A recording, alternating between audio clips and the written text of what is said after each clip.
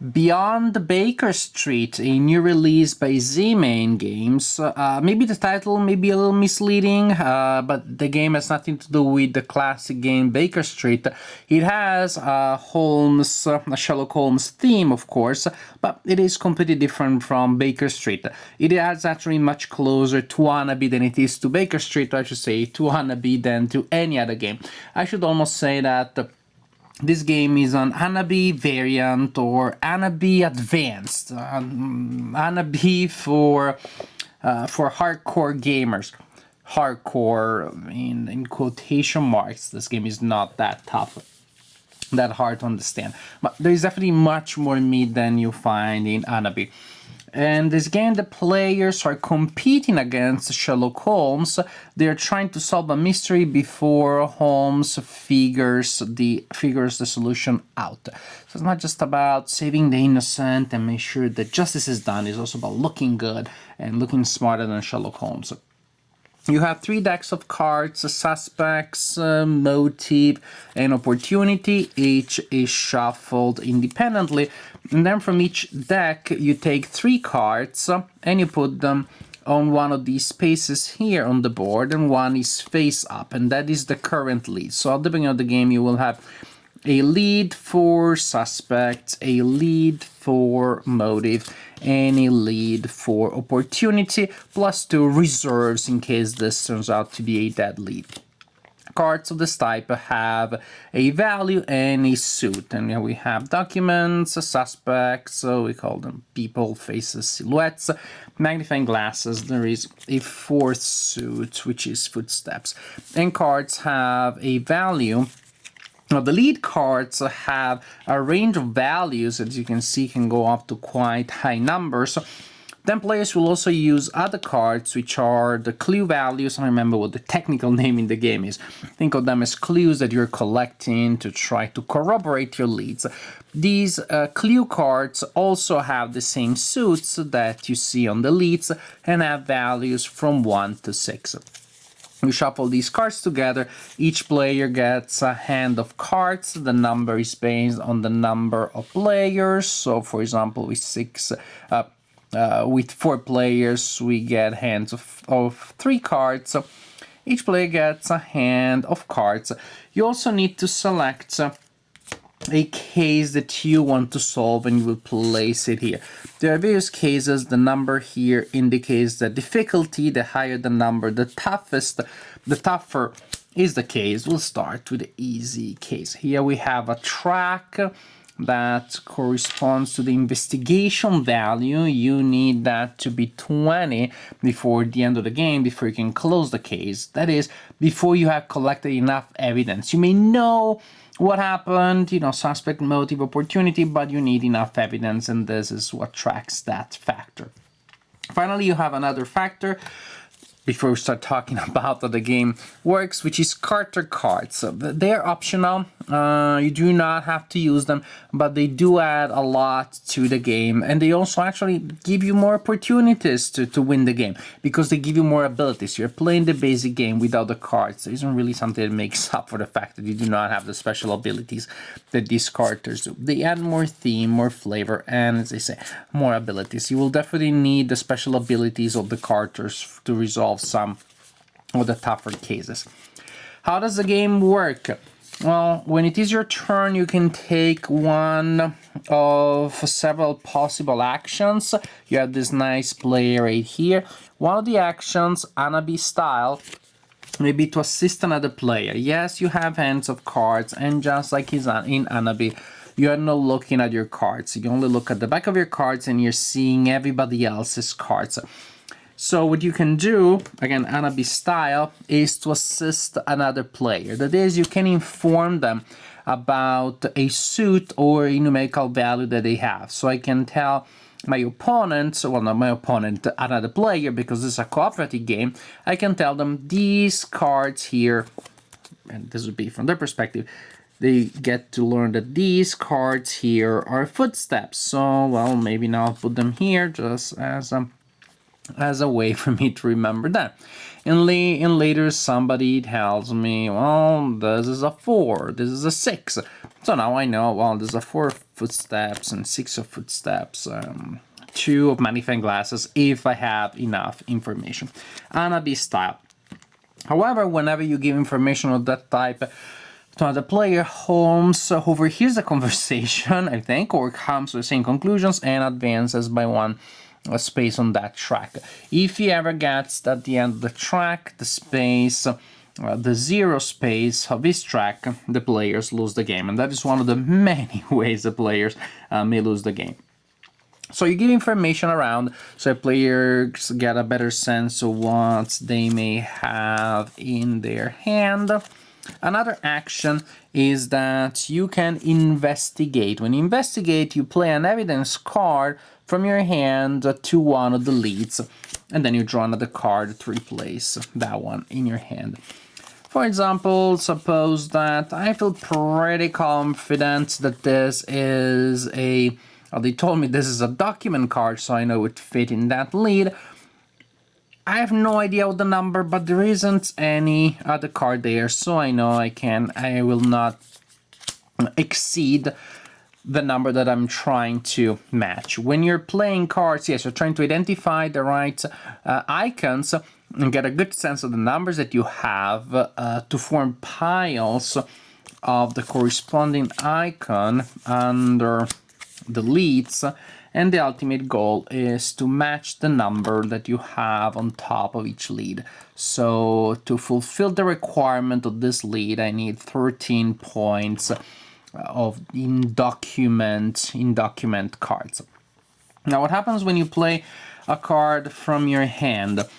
If it is a card that matches the right icon and does not exceed the total, like in this case we have 11 and 13, that's good, nothing else happens, I get another card in my hand, and hooray! And we keep working on our case. If I manage to get the exact total with the cards, with the card that I just played, now we can close the case. We can close the case, which is, or we actually say we can confirm. That is, later a player can spend an action to play one of these tokens on our lead, and that is considered confirmed.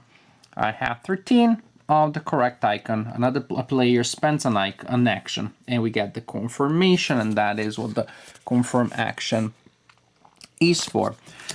However, if I got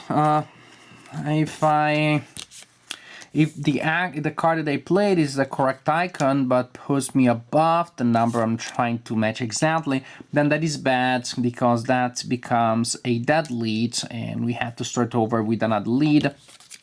That is this card that goes in the impossible area, which is a discard pile, impossible area face down, and then we simply have to start over with another lead.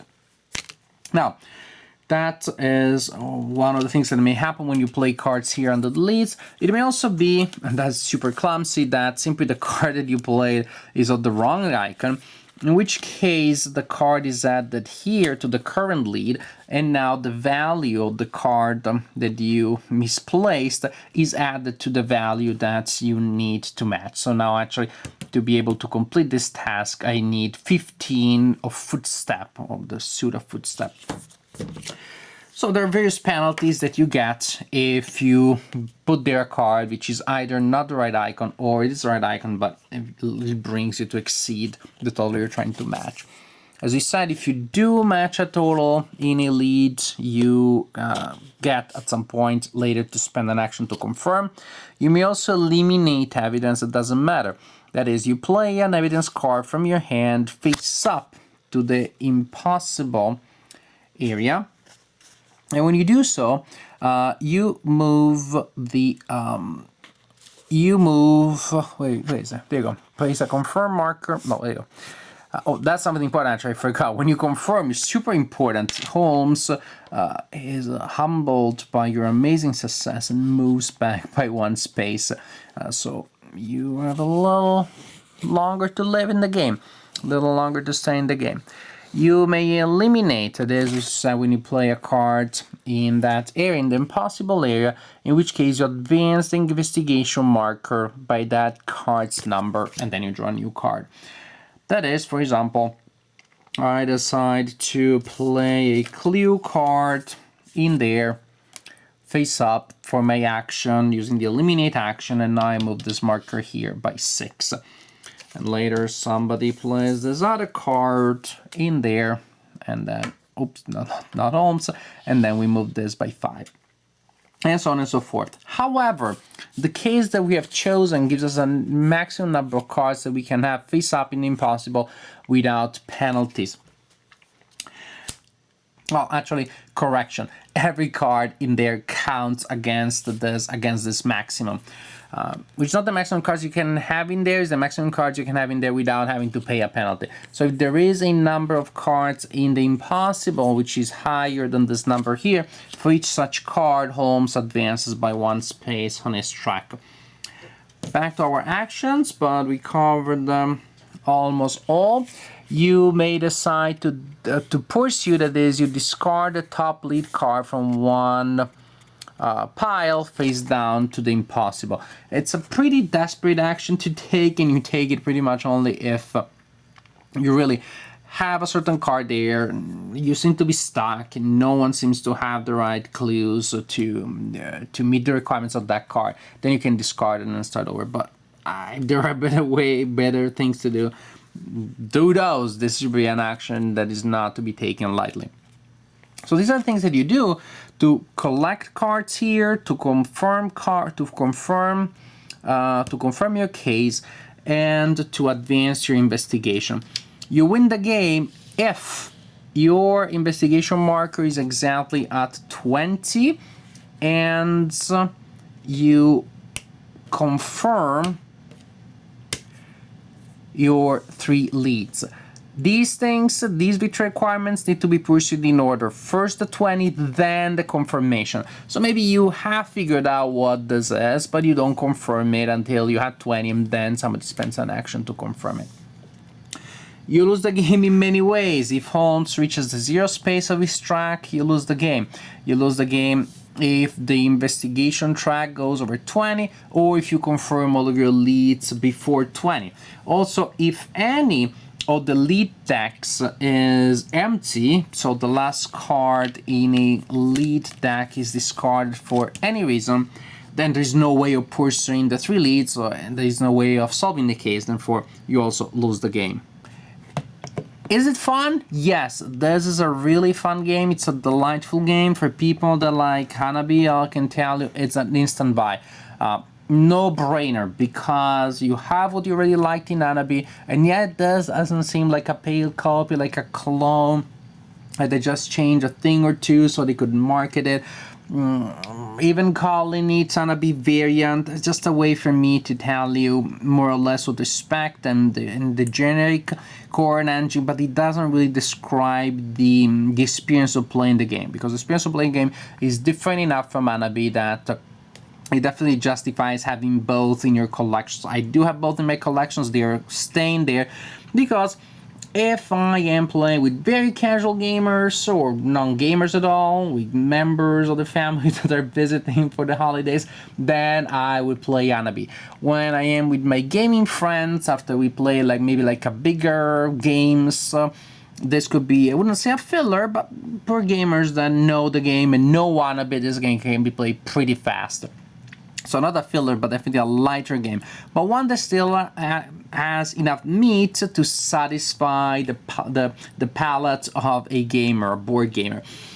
It's fun, it's entertaining, it has all of the good things of Hanabi, but with that extra complexity, with that extra depth, even more so when you add the characters. I really like the replay value that you get from this, because from Hanabi, sometimes, you had this almost reading, mind-reading element.